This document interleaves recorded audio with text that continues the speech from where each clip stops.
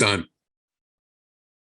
Hey everybody, thank you for another segment that we're doing here for the natural and health food industry. And I'm very proud to have as a special guest the former interim CFO of Love Good Fats. That's going to share his insights and his experiences for this industry. Eugene Duynstee, a personal friend of mine as well. I've known Eugene for a very long time, and also former CFO of Loblaws. He's definitely been through a lot. He knows the industry. And welcome to the 15-minute show. Thanks, Bruce, and greetings to all your listeners. Thanks, Eugene. So what can you tell us? Let's talk about the natural food industry. And what can you tell us about some of the big learnings you had at Love Good Fats? And just give us some insights on, from your perspective, because you were the interim CFO there, from the financial perspective. Can you share with the audience some of the things that came out of that? No, certainly, Bruce. It's kind of an interesting transition because I had been a CFO for some fairly significant companies and have large staffs, and then migrating, if you will, into this particular challenge. And the startup is quite an interesting environment. It's a lot of roll up the sleeves, multitasking, but is even more a requirement, if you will, or a need to rely on good, insightful financial reporting.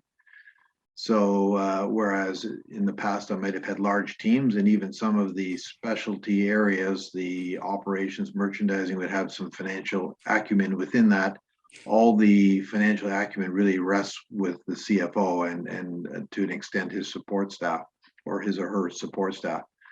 So quite frankly, the greatest insight from startup was how important getting insight into what's driving profitability fairly early on, and how that can help direct the founder and the rest of the executive team.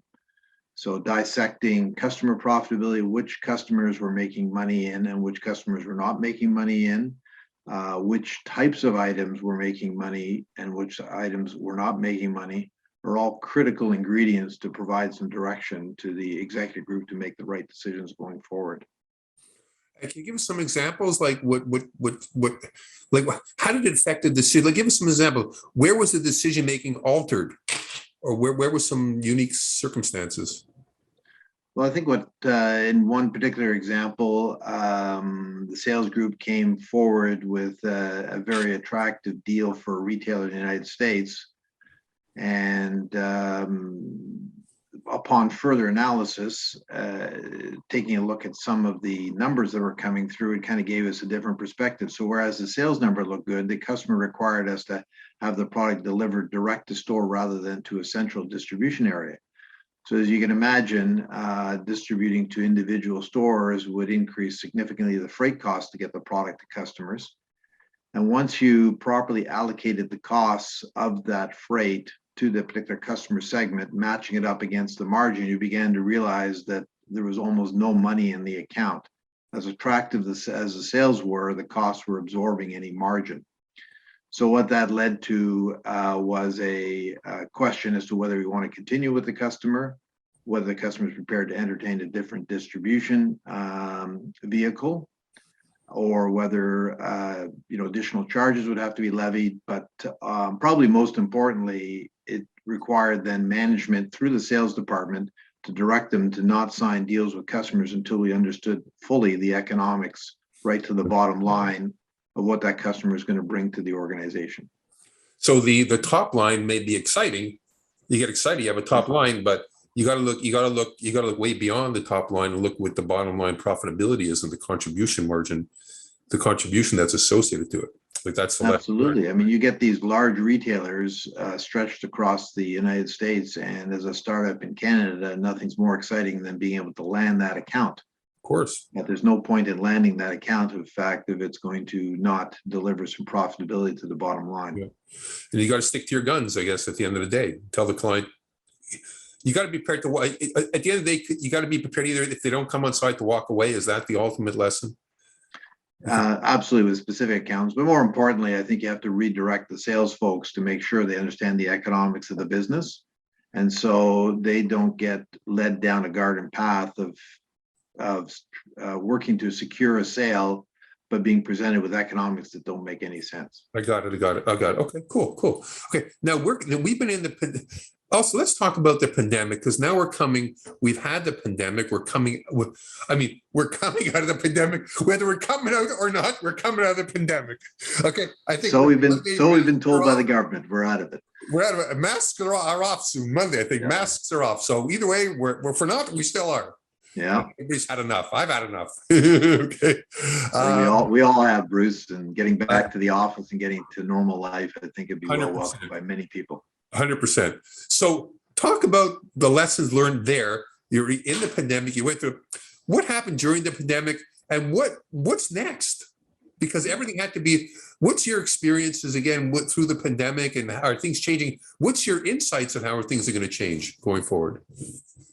Well, I think the pandemic had a lot of opportunities if organizations attempted to grab it. And I think that the primary one, in my opinion, was we had a great sales growth going into it. The sales flattened. And so we took that opportunity to really dive into our financials, where cash was being generated, where cash was being consumed. We did have to go through some downsizing and try and establish a level that was cash flow neutral, if not slightly cash flow positive.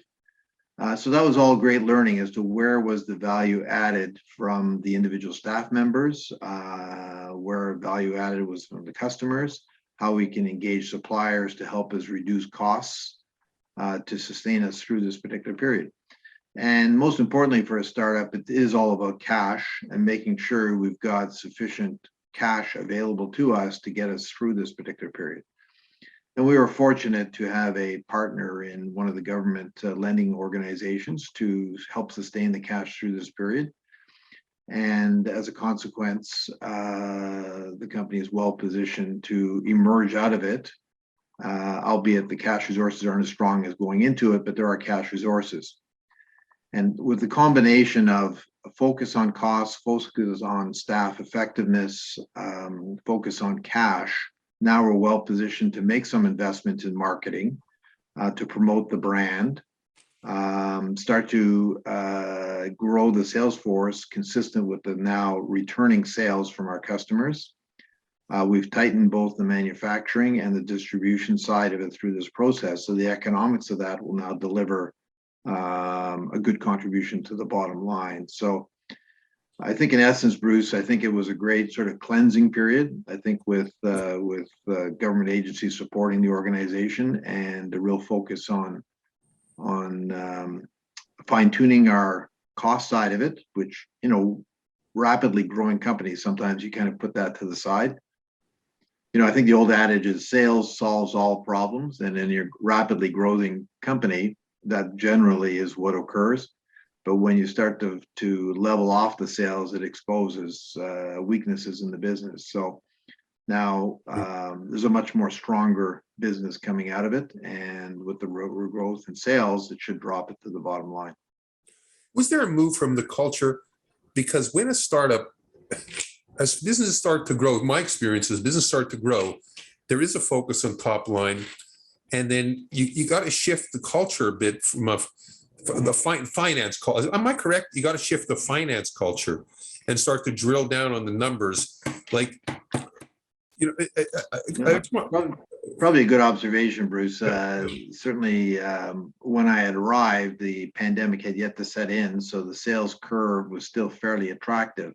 Okay. And it's almost like finance is trying to keep up with the business. Finance, the accounting side of it tends to be driven by transactions. As it grows, transactions increase. All too often, the finance department is slow. I shouldn't say slow to respond, but naturally, we always think in finance that we can handle the volume as it comes through, but it starts to become more and more difficult. And just keeping up, it becomes the mantra of what the finance department is attempting to do. Albeit, yes, you have to do budgets and projections, but sales growth tends to solve all problems, notwithstanding that finance is continuing to catch up. But then you have a leveling, and all of a sudden now finance has a little bit of a breather, and we can get into the numbers. We can get into more insightful financial reporting. We can provide more guidance. But I'll tell you, in a rapidly growing business, it's the mantra of finance is just make sure you collect all the receivables, make sure you pay the bills, make sure you close the month end, and do keep up with us because we're moving pretty quickly. Well, you must have been a busy guy, like for that time. Might have been hectic. I can Yeah, imagine. it was for the entire team. And you're trying to squeeze in what I call business improvement initiatives, things that you could contribute over and above the day-to-day and over and above the crisis. And sometimes it's hard to get those activities into it that would benefit the company. Yep. And eventually we did. I mean, we moved accounts payable from a paper-based to basically an electronic system using PDF files and approval process. It really enhanced the AR from more of an automatic collection and deposit process as well. So there were some improvements, but boy, they were hard during a rapid growth. But once we had a little bit of stability, we were able to put that in. And now you can see the foundation of an improved process going forward. Wow. Well, but one thing I want to talk about too before we head out is there's a trend now that is the growing cost of commodities, and that affects ingredients. And and I want to talk about that. What are your insights? What does a company in the natural food space that's growing? They're an emerging company. They've been around for a while, and now they're hit with this. They're hit with this. They spend so much time laying all these relationships with all these retailers. What now? How do they cope?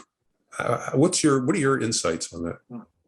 A good question, Bruce. I think one of the things that we established through this difficult pandemic is to rewrite some of the vendor agreements, both for co-packing, for the packaging and that type of thing, the materials that go into it. Couldn't quite do it for transport, given the nature of it. But essentially what we did is build in a lead time for any cost increases. In several cases, we were able to get a quarterly notification, in some cases, monthly notification. But what that provides is with that advanced notification, even in an inflationary environment, you can start to better understand what's going to come at you. Clearly, the inventory you have is based on old costs, and you can continue to sell it to customers and maintain margin, but those additional costs will now start to creep into your product costs. And you need to establish what the impact is and then how you're going to react to that. And so I think this is where finance has to take a lead and make sure that A, notifications for price increases come through, then B, do the analytics to see the impact, and then work with the sales department to determine how best to deal with it. If a customer is reasonably profitable, you might absorb some of it, but fundamentally we would go back to customers and discuss the various components and what's increasing and what we need to have from a cost point of view, albeit it's going to increase the retail at the other end because the retailers want to maintain margin. I understand that one. But by the same token, the competitive environment should all see the same increases. And we would expect that our customers would be partners with us in establishing, and allowing us to increase costs and allowing retails to increase. But again, the overall moral of the story, I think, is, again, it's knowing not just your sales, it's knowing your costs. Because if you're going in blind and you don't have accurate costing, then ultimately a bad decision can be made. You could make a deal with a large retailer and not be as profitable as you think you are, or maybe even losing money. Yeah. Because well, that's very good. And actually, to add a little bit to my indication of advance notice, a lot of retailers really require ourselves as a startup in the natural foods business lead time for their cost increases as well.